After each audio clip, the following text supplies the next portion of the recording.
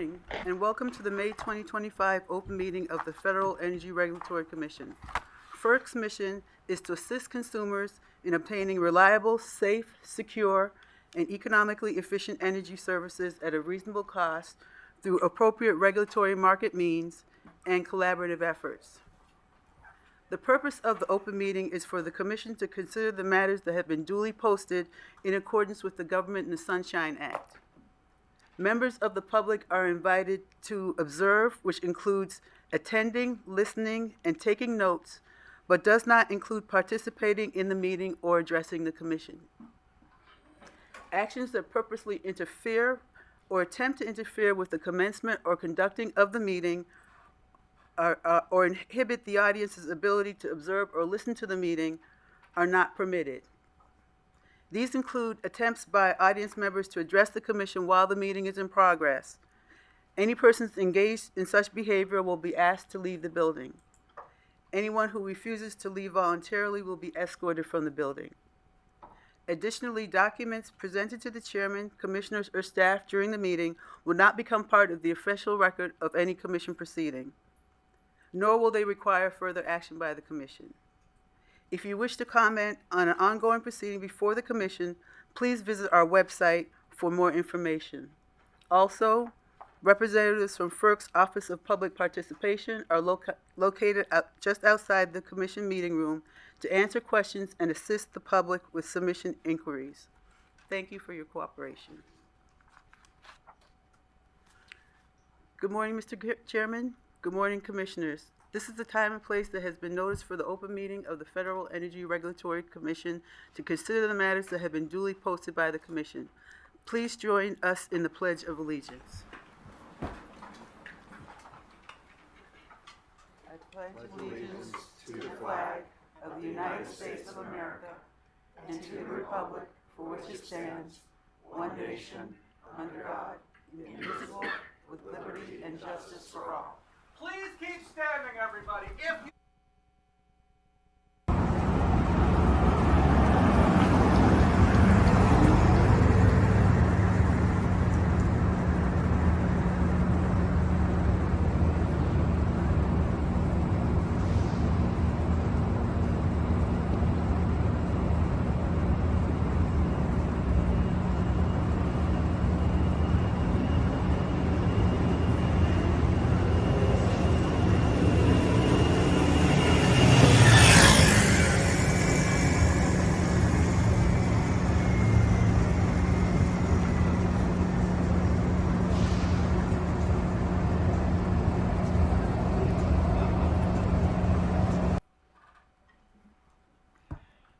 He should read my dissents about transmission incentives. All right, let's move on. Thank you, Madam Secretary, and good morning to everyone. Let me make a couple opening comments. First of all, I want to recognize Commissioner Chang. I'm sorry, but this could be.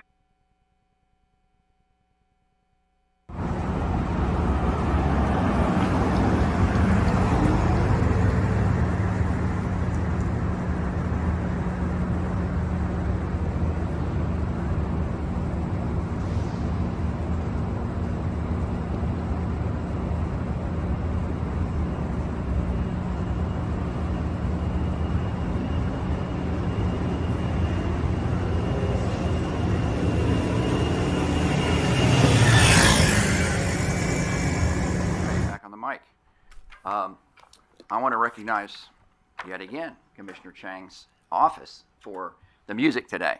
And I'm told that Stephen Wellner was actually responsible for it, if you liked it, or didn't. I did. So they told me to give Steve extra credit for being the DJ. And now there's an archaic term. All right. I also want to recognize a couple of employees. I want to recognize from OSEC, Office of the Secretary, Philip Fralin, who... Somebody doing something by the phone? That's innovative. Okay. So Philip Fralin is actually up to almost 39 years of service, and this is his last FERC open meeting. He came as as a staff person for a former FERC commissioner a long time ago, obviously 39 years. But Philip, we want to thank you for almost 39 years of service, and I know Debbie Ann's going to miss you, and let's all just congratulate Philip for 39 years.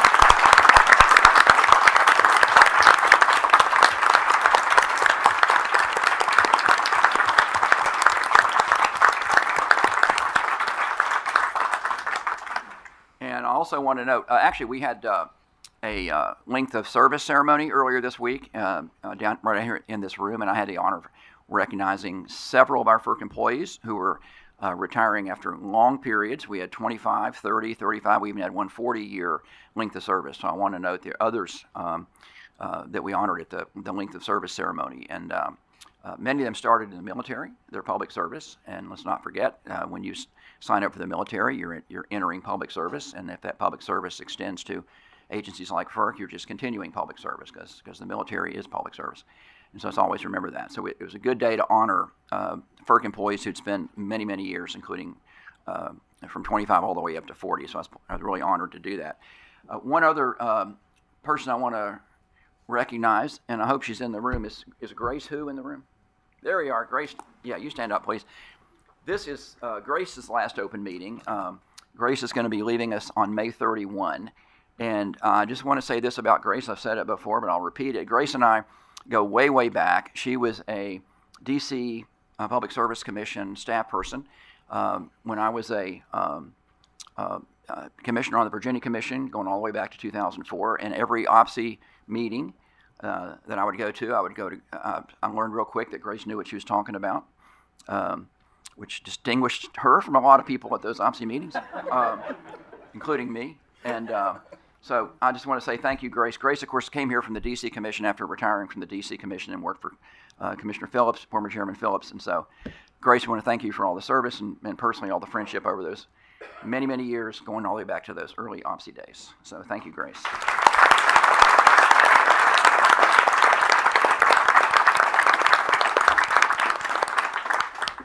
And one more recognition. I want to recognize Catherine Morehouse over here of Politico. This is Catherine's last time covering FERC, at least as a reporter. She may be back in some other future capacity, but Catherine is leaving and actually going to grad school. And I've tried to nudge her to law school, but which is typical for me. But want to thank Catherine for all. And she was at Utility Dive before she was at Politico, and she's been covering FERC for a long time. And so I want to recognize this is her last meeting. And with that, I think we're ready to move on to other opening statements, and we will go to Commissioner Rosner and work on down. Well, thank you, Chairman. Good morning. Begin where I always do, which is thank you, Commission staff, for your hard work delivering an important slate of orders for us today, which I think we will all have unanimous support for once again. And also thank you for your work on all the notational items that we've worked on over the past month. First, I want to recognize several individuals as well. First, Terry Turpin and David Mornoff. Thank you for your outstanding representation of FERC at a legislative hearing before the House Energy and Commerce Committee a few weeks ago. I watched it. I thought you did a great job. And, you know, as everyone here knows, Congress created FERC, and it's really important that we're always available to explain our work and offer input whenever they request it. And everyone at this table, my colleagues here, we all know that it takes a lot of work to get ready for a congressional hearing. So I really appreciate both of you doing that. And thank you to the teams that I'm sure supported you. Congratulations, Philip Fralin.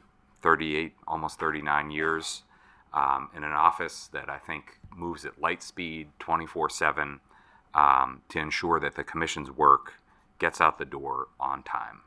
So thank you for your dedication to our work and for the role model that you have been for those following your footsteps. It's really important.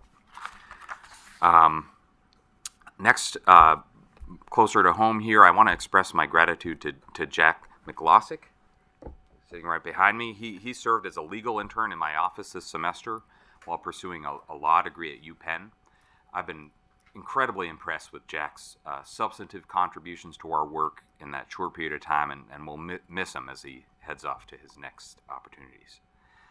And now for the big one that I want to acknowledge. This is my first commission meeting without Chairman, then Commissioner Phillips at the table, and he leaves some big shoes to fill. So thank you, Commissioner Phillips, and your staff for embodying FERC's mission to ensure that every family and business in America has access to reliable and affordable energy. You've definitely inspired countless public servants and industry professionals to dedicate themselves to that noble calling. And it was a great honor to work with Commissioner Phillips to deliver real results for the American people. And I'm excited to see what happens next with him, and I know that he will continue this good work. Turning to today's substantive agenda, I'm very happy to be the broken record once again to highlight the Commission's progress implementing Order 2023 generator interconnection reforms. Today we're advancing compliance filings for California ISO and 4 non-RTO regions, and that's going to enable those transmission providers to put in place their proposals to get new generation on the grid faster and more efficiently. And today we're issuing the last 4 out of 32 non-RTO first-round compliance orders. And with the CAISO order, we're just about halfway through the RTO orders as well. So congratulations to the 2023 teams, the management, colleagues here for reaching this milestone. These Q reforms will have a major impact on our country's ability to bring new generation online to meet growing demand and unlock the economic benefits that come with that, while keeping power reliable and prices affordable. And we'll hear later this morning during the staff presentation on the summer energy market and reliability assessment that power demand this summer is expected to be higher than in the past 4 summers. And to me, this just continues to highlight the importance of accelerating that generator interconnection process as we've been doing. Thanks, Chairman. Back to you. Okay, we're going to move on to Commissioner C. All right. Thank you and good morning, everyone. I also had the chance to attend the length of service ceremony earlier this week, and I really enjoyed that opportunity to be able to thank and celebrate people who have spent a significant portion of their lives and careers in public service, and many of them at FERC specifically. It was a really wonderful opportunity. I want to extend those congratulations again, and to others, Philip and Grace, and others who are leaving us soon. I've said it before, I'll say it again, the people here at FERC are the best in the business. I'm really grateful to work with you all and appreciate your sacrifice and commitment to the American people. I would also like to acknowledge our departed colleague, our former chairman, Willie Phillips. He does leave big shoes to fill. I'm really grateful again for the example he gave, his example of public service and his approach to the important issues in front of us. We've had a number of issues over the last few months with the transition to thank him for his contributions to the agency, and just want to say that again and wish him well as he's stepping back into private practice. Finally, on the docket in front of us today, I don't have anything specific to say about the orders other than just noting the list is a little bit shorter than normal, but I would hate for anyone to think that that reflects that the volume of work that FERC is at work on has gone down. We are voting on issues today, and we'll be voting on them tomorrow and every day before the next open meeting as well. And I think that's important to emphasize, and I really appreciate the hard work that goes into being able to put out such a large volume of thoughtful and important orders, and the commitment that we have to vote on them when they're ready so that we can make sure that those who are waiting on those decisions get them as quickly as possible. We have a lot of urgent and important issues in front of us today that demand our quick attention, our thoughtful, predictable work as an agency. I know I'm committed to that, and I know my colleagues are committed to that as well, to moving forward as quickly as we can in light of the urgent needs in front of us, and making sure that the orders that we issue stand up under any challenges that come their way. So there's a lot of work still to be done. I'm glad for what we have today. And in that spirit, I'll turn it over so we can get back to that work. Yes, good morning. I also want to echo the celebration of the length of service for so many. I was actually shocked to see so many people that have dedicated their entire career at FERC and really dedicate their careers in making sure that they're serving the American people, to make sure that we have reliable power and other energy services, and it was really amazing to hear about their accomplishments. So congratulations for the people that we celebrated this week. I also want to congratulate James Danley for being just confirmed as the Deputy Energy Secretary. I look forward to working with him. Of course, echoing the sentiments of others, I also acknowledge that the recent departure of our great colleague, Willie Phillips, he contributed a lot to this commission, and during his time leading this commission. There were some very consequential work on grid reliability, transmission planning, and interconnection reform. And, this legacy will be with us for the decades to come. I did see this week that he and our former Chief of Staff, Rosner, had found a new home, so I wish them both very well and great success. I also do want to acknowledge, as the chairman did, his staff during the time when he was a commissioner and chairman here, and they did great work, including Grace, and I'm glad that we raised a virtual toast to Grace, because his staff, especially the ones that are remaining here on FERC, are great colleagues, and I also continue to look forward to working with them. I have a few comments on the gas and electric coordination. I want to thank again the Commission staff for their hard work to putting together the NERC FERC collaborative on gas electric coordination at the end of April. I was delighted to have the focus on gas and electric coordination during this last collaborative and found the conversation very substantive. So that was great. I learned a lot of new things. This continues to be an incredibly important issue for the reliability of our energy system, and I will keep the drumbeat of the necessary work over the next few months before the fall comes and we are all going to be hoping for mild winters again. So I just think this is an issue that's not really going away, and I want to make sure that we continue our hard work on that. On today's agenda, I want to make sure that I echo Commissioner Rosner's comments about thanking staff working through the multiple layers of the details of the 2023 interconnection reform filings. There was just a big volume this month, actually, because we cover several regions. Generally speaking, Order 2023 is a response to a nationwide need to reform the interconnection process to swiftly connect new resources. Now, Order 2023 adopts best practices to set a baseline for transmission providers throughout the country. There are lots of benefits of standardizing such processes, but the standardization, by definition, does not really adequately account for regional differences and specifically regional needs. And so in certain orders today, we reject discrete proposals that deviate from Order 2023 standard requirements, which may significantly impact certain aspects of the existing interconnection processes at certain utilities. So based on the records before us today on these dockets, we achieve a reasonable outcome. So I will support the votes.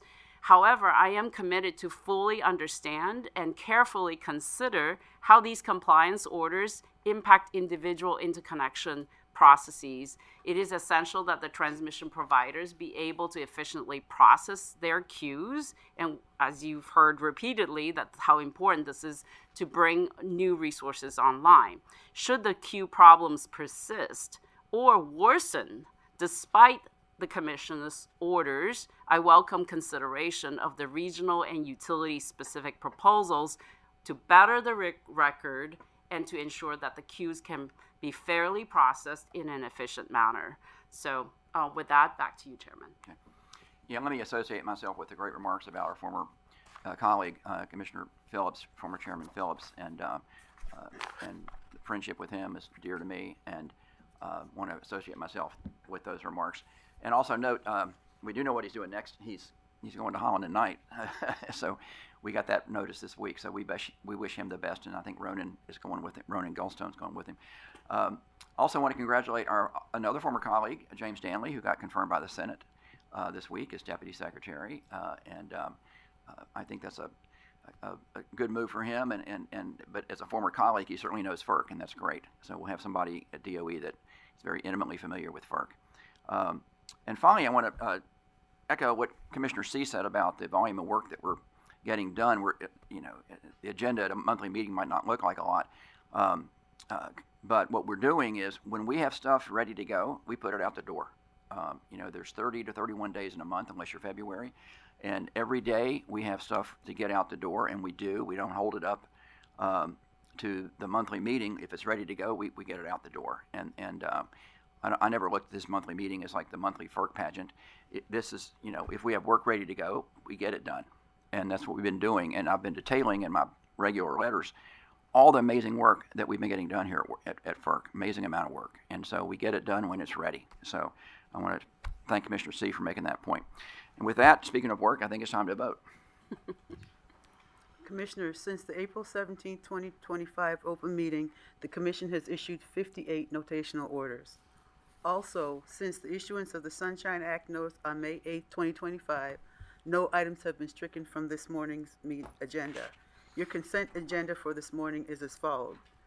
Items E1, E2, E3, E4, E5, E6, E7, E8, E9, and E10. Hydro item H1. We will now take a vote on this morning's consent agenda items. The vote begins with Commissioner Chang. I vote aye. Commissioner C. Yes at all. Commissioner Rosner. Aye. And Chairman Christie. Aye on everything. Thank you. Today's discussion and presentation item is item A3. The 2025 Summer Energy Market and Electric Reliability Assessment. There will be a presentation by Alexander Ovodenko from the Office of Energy Policy and Innovation, Andrew Eyck, also from the Office of Energy Policy and Innovation, Brady Tyra from the Office of Electric Reliability, and Mark Olson from the North American Reliability Corporation. They are accompanied by Clarence from the Office of Energy Policy and Innovation, and Maria Hanley from the Office of Electric Reliability. There will be a PowerPoint presentation for this item. You may begin. Good morning, Chairman and Commissioners. The Office of Energy Policy and Innovation's Division of Energy Market Assessments and the Office of Electric Reliability's Division of Engineering and Logistics are pleased to present the 2025 Summer Energy Market and Electric Reliability Assessment. This presentation reflects Commission staff's outlook for energy markets and electric reliability for June through September 2025. Next slide, please. This summer, staff expects the electric grid to be challenged by higher than average temperatures throughout the continental United States and potentially active hurricane and wildfire seasons. Load is expected to be higher in summer 2025 compared to the past 4 summers. Wholesale electricity prices are also expected to be higher this summer than last summer across most regions. All regions are expected to have adequate generating resources to meet energy and operating reserve requirements under normal summer operating conditions. However, NPCC New England, MISO, ERCOT, and SPP may face challenges during a range of conditions that include above normal electricity demand, periods of low wind or solar output, and wide-ranging heat events that disrupt available transfers and generator availability. Next slide, please. I now turn to my colleague, Andrew Eyck, who will discuss natural gas markets. Thanks, Alex. This slide shows that total U.S. natural gas demand is forecasted by EIA to average 98.7 billion cubic feet per day, or BCFD, in summer 2025, 1.7 BCFD more than summer 2024 levels, and 9.7% more than the previous 5-year summer average. Total domestic consumption, which excludes net exports, is expected to average 83.2 BCFD in summer 2025, a 2% decrease from summer 2024 levels, but still above the previous 5-year average. The potential drop in domestic consumption is driven by a decline in demand from power burn or natural gas used to generate electricity. Power burn demand is expected to fall by 3% compared to summer 2024. Total power burn, the share of electricity generated from natural gas-fired plants, is forecasted to drop to 44.3% from 46.5% in summer 2024, likely as a result of higher natural gas prices compared to summer 2024. Next slide, please. Natural gas prices for this summer are expected to be higher at all major U.S. trading hubs than in summer 2024. As of May 1st, the Henry Hub futures contract price averaged $3.76 per million British thermal units, or MMBTU, for this summer, compared to last year's Henry Hub price of $2.24 per MMBTU. This summer's Henry Hub price is the second highest futures price in the United States. Higher Henry Hub futures prices appear largely driven by record demand this past winter that led to higher inventory withdrawals in early 2025 and expanded natural gas demand growth this summer. As shown in this graph, the highest natural gas price for this summer is anticipated at the SoCal Gas Citygate, with an average futures price of $4.53 per MMBTU, nearly doubling last summer's settled futures price. Next slide, please. I now turn to my colleague Brady Tyra, who will discuss electric reliability. Thank you, Andrew. In this slide, we compare expected demand and supply in each NERC region for summers 2024 and 2025. The solid bars show the net internal demand, and the diamonds show the available resources and net transfer values. Electricity demand is expected to be higher this summer compared to last summer in most regions, with significant increases projected in WECC US, PJM, and NERC. NERC forecasts U.S. net internal electric demand to increase by approximately 1.5% to 783 gigawatts in summer 2025. To serve that demand, NERC forecasts a national increase in total electric generation capacity and net energy transfers of 2.1% to approximately 999 gigawatts in summer 2025, with significant increases projected in ERCOT, WECC US, and NERC. Next slide, please. Increased uncertainty, driven by factors such as tight electricity supply and demand, growing frequency of extreme weather events, and weather forecast uncertainty, poses significant challenges to the electric grid for summers 2025, especially with respect to load forecasting. Separately, supply chain issues could affect timely restoration and recovery after a significant extreme weather event. Projections for peak demand continue to grow, driven by demographic shifts, electrification, and new large manufacturing and data center loads, thus contributing to resource and transmission adequacy challenges in many areas. Also, factors such as unscheduled outages, supply chain constraints, and construction delays for new resources can create energy supply uncertainty. Collectively, without adequate available energy, maintaining a stable supply across every hour during periods of high demand becomes more challenging. As a resource mix shifts towards weather-dependent resources, the ability to transfer energies from areas of surplus to those experiencing energy deficits is essential for the reliable operations of the electric grid. Next slide, please. Staff's analysis in this report is based on data that the region submitted to NERC for the summer reliability assessment. However, staff is aware that on May 9th, PJM issued a press release on its summer outlook for 2025. The press release states that PJM may fall short of required reserves in an extreme planning scenario that would result in an all-time PJM peak load of more than 166,000 megawatts. Such a situation were to occur, PJM notes that it would need to use emergency procedures to meet load and reserve requirements. Next slide, please. I now turn to my colleague from NERC, Mark Olson, to discuss the summer reliability assessment. Thank you. Good morning. Yesterday, NERC published its 2025 Summer Reliability Assessment. In that report, NERC found that load growth is expected to drive higher peak demand, as my colleagues have mentioned as well, and that areas face potential supply shortfalls during stressed summer conditions. Aggregated peak demand is forecast to increase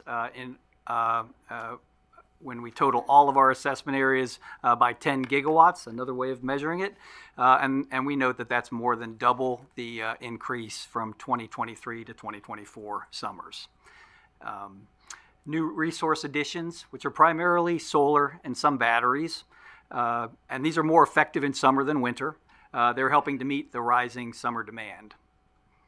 Generator retirements since last summer partially offset the resource additions, and the loss of these generators contributes to declining operating reserves and reduced flexibility in the resource mix. This map shows the areas that we found to have elevated risk, which means the areas have sufficient resources for normal summer peak demand and resource performance, but we find shortfalls in more extreme conditions. To make this determination, we apply loss of load hour and unserved energy criteria, as well as analyze reserve margins at peak and selected risk hours. I'll talk in detail a little bit about some of the assessment areas that Brady mentioned in his analysis as well. In the Mid-Continent ISO, there are less resource capacity compared to last summer as a result of generator retirements and less committed firm imports to the area, and they could face supply shortfalls during above normal peak demand. In the Southwest Power Pool, wide area heat events that drive high electricity demand and force generators offline could leave operators with insufficient flexible resources to counter and respond to wind resource variability. Solar resources and battery have been added in ERCOT in Texas, where they help meet rising summer demand, but the energy can be insufficient during evening periods when solar resource output diminishes. There are new batteries that have been installed, and they help reduce the risk during these evening periods compared to last summer. And then reserve capacity in New England has fallen from the prior summer with the loss of resources while demand forecasts have risen.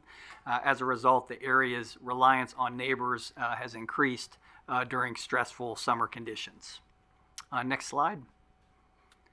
We've identified several recommendations for industry and partners to take to support reliability for the upcoming summer.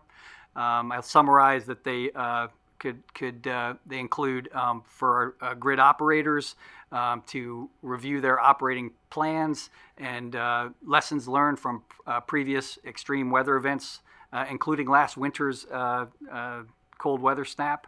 The operational lessons can help be more reliable during stressful conditions this summer.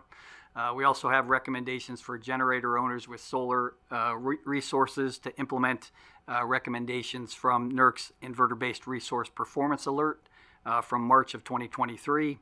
And then we encourage state regulators and industry to prepare for managing any emergent requests that may occur prior to extreme temperatures to ensure generators can be available by having environmental restrictions if they're needed. The full summer reliability assessment and a short video highlight are on NERC's website. I'll turn it back over to FERC staff. This concludes staff's presentation of the 2025 Summer Energy Market and Electric Reliability Assessment. The longer version of staff's presentation is posted on the Commission's website. Microphone. This concludes staff's presentation of the 2025 Summer Energy Market and Electric Reliability Assessment. The longer version of staff's presentation will be posted on the Commission's website, www.ferc.gov. We are happy to answer your questions. Okay, let me start by thanking you all for the report. And I thought, if anything, the report almost understated the threat we face this summer. I mean, Mr. Olson, you didn't include PJM in your list of problem areas, and we just got that report from PJM this week, which I thought was pretty stunning, frankly, that they don't think they can meet load without emergency procedures this summer. I mean, that's a pretty amazing admission. But it seems consistent. So I would say I would put PJM in the red zone of your map, along with the others. But it looks like from reading I took a quick glance at your LTRA, your latest summer report. It looks like the common theme is demand is just shooting up. We're seeing that. I think you mentioned in your report that demand doubled. The increase in demand doubled from 24 to what you're projecting for this summer, and that's largely data center growth. So on the demand side, you've got increases that are pretty amazing. But we continue to lose dispatchable generation, predominantly coal and gas, and it's being replaced with inverter-based resources, which don't have the same characteristics. What does NERC think about the threat to reliability from that changing resource mix, at the same time, we're seeing demand doubling, because I think Jim Rob's talked about that. NERC has talked about that. Would you elaborate on that? Thank you, certainly. Well, I think the summer reliability assessment really reflects the resource mix change as it applies to the summer risk scenarios and the risk and demand. The solar resources are being added at a greater rate than last year, so that there is a benefit here in that solar resources can come on relatively quickly and help meet rising demand, and that summertime matches well with what the resource can do and summer demand. We see winter reliability as a growing concern, a very serious concern, and we think if that the types of resources that are going in are going to be much more challenged in winter when the solar contribution to meeting peak demand is near zero, since peak demand is generally in darkness. So we certainly have our concerns, but we think that the summer reliability is we analyze the operating reliability for the season ahead, and it reflects the resources and the demand. We gave careful consideration to the PJM risk assessment. Although PJM's announcement of summer risk came just before we issued the summer reliability assessment, we agree that the risk under extreme conditions in PJM is present. The criteria that we apply to elevated risk looks at the once per decade type of scenarios and low risk scenarios. And what we noted is that PJM is preparing to call on demand response, which is part of our assessment as well. And we certainly agree that year-on-year change, PJM's risk is growing, and that the long-term challenges need to be addressed for the upcoming summer. It will take a combination of extreme high demand and very low resource availability, and that can happen in many areas that are considered normal risk. Yeah, because if you look at PJM and you think of it as a microcosm, and it's really a big microcosm because it's the biggest RTO by load in the country.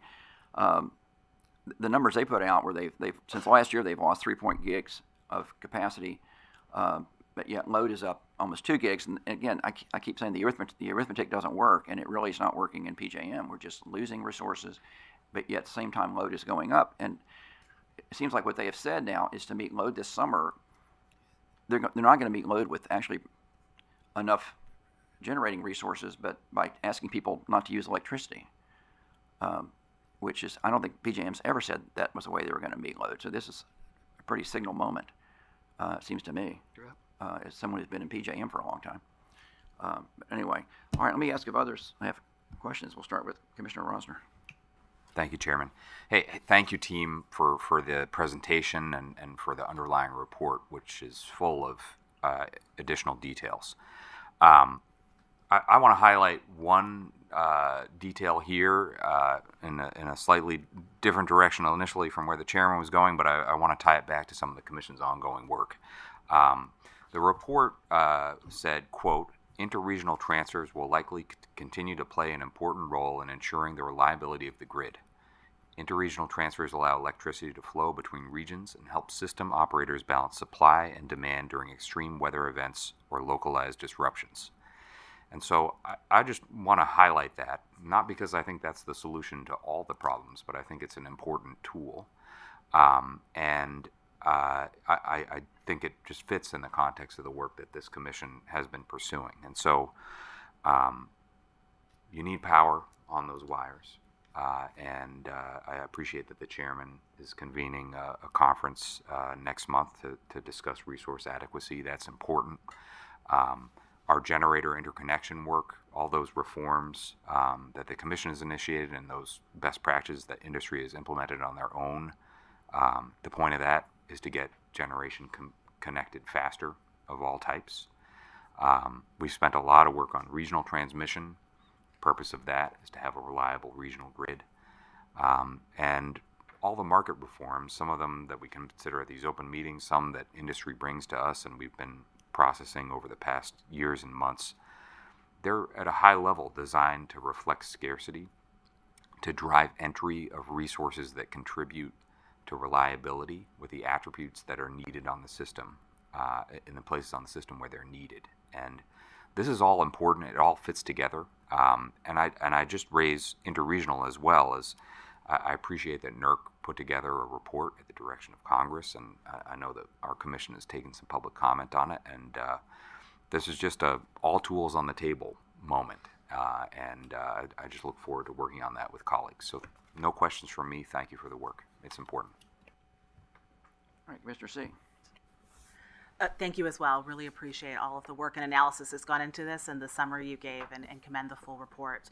I think we're seeing a similar trend in a number of these assessments. That I appreciate the measured tone, saying that right now we may have some cautious, room for optimism, but I also hear the warning that you all are giving, that is true if we do not have stressors or unexpected conditions, and we're seeing that happening more and more often. So it's a real concern, and that without changes, given a lot of the changes that we are seeing in the composition of the resources available and the pace of interconnection, or slow pace, lack thereof, I guess, we can't expect this to continue to be the case in reports going forward. So thank you for the very clear-minded analysis and giving us a good sense of the appropriately sobering concerns ahead of us. One thing that I wanted to ask about and comment a little bit is, as Commissioner Chang noted in her comments, we've been appropriately focused on gas-electric interconnection, and I think that was a really fascinating aspect of the report. Traditionally we think of gas as more of a winter fuel, but of course that generalization isn't holding up as much anymore when we have the increased dependence that the electric sector has on gas. And so when we have increased draws on gas reserves in the winter, as the report explains that we had this year, that has very real effects on prices and availability in the summer. So especially given the ongoing work the Commission and other stakeholders in the states have on the gas-electric coordination issues, I'm wondering if you can expand a little bit more on any lessons learned or things you've learned in terms of that connection, but also how we're seeing that those challenges manifest differently in different regions, part of the countries, or some lessons or takeaways that we have from your analysis. Yeah, I would say over much of the country, natural gas is typically injected into storage during the summer for use in the winter. So it doesn't play a major role in reliability in the bulk power system during the summer. However, the South Central region has relied on natural gas withdrawals over recent summers when the regional gas demand exceeds gas supply.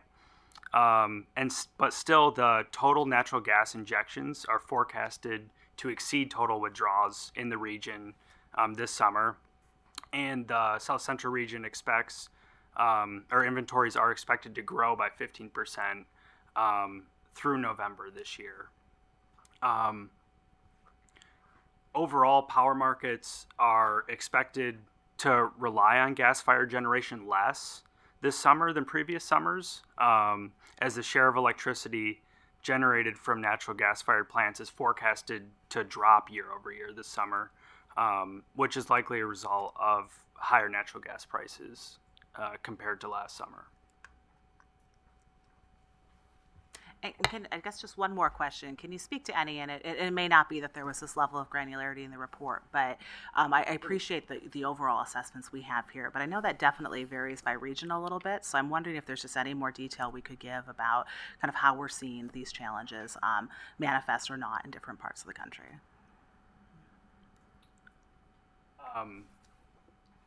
I don't have a specific answer, but I will say that the South Central region is the only region that we do see summer withdrawals from natural gas storage typically. If you guys want to add anything else. All right, thank you. I did. Okay, Commissioner Chang. Great, thank you. And I very much appreciate the various different offices at FERC working with NERC. I love the collaboration and the hard work that went into this report. As everyone has already said, this is critical to FERC's mission in ensuring reliable and affordable power. But particularly this summer, we can expect a continuation of the trend that we've already heard so much about and through various different reports. And what struck me is like the hotter temperature, the limited water resources, the elevated risks of wildfire, hurricanes and other extreme weather events, they all show up in this report. And these trends are only getting worse. And I would argue that, we keep using the word uncertainty and increase uncertainty in these reports. I would say there's actually increase of certainty that this is actually the pattern that we're seeing more and more. And I worry quite a bit about not now, I was always worried about the winter reliability because of the gas and electric coordination issue that Commissioner C just talked about. But this report actually made my eyes open up wide and say, wow, we're really walking into some potential risks in this summer. This report also helpfully highlights that the regions of the country, various different regions of the country face different risks, but really no part of the country is immune to these extreme events and the potential of these extreme events. So again, it feels more certain that we're faced with these issues as opposed to uncertain. I don't really have any questions, but I just want to say maybe upfront that I'm very grateful to all the grid operators and the utilities that must manage through these events, calling on resources and interconnecting new resources that we need, but also calling on demand side to respond when necessary. So I just want to echo my colleagues' interest in this report and also encourage everybody in the industry to actually read this report to kind of give us a sense of what the trends are, sort of the certainty of the trends of these severe events are. And with that, I just want to thank you for your hard work, and we're in it together, and we'll continue the hard work together. Thank you. All right. Well, thank you, everybody. Let's have any closing. We'll move into closing remarks, and we'll just start back with you. Okay. Anybody else? Well, I just want to echo what Commissioner Rosner said about these topics are going to be very salient at our tech conference. We're having a tech conference on resource adequacy in the RTOs, and that's the first week of June. And so the very issues we've heard today and relative to these reports will be certainly teed up in our technical conference right here in this room. Same time, same place, but different date, coming up on June 5 and 6, I think. But it's the Wednesday, right? Is this 5 and 6? 4 and 5, okay. But you can come early and get a good seat. But anyway, we'll see a lot of you there, and with that, we'll stand adjourned.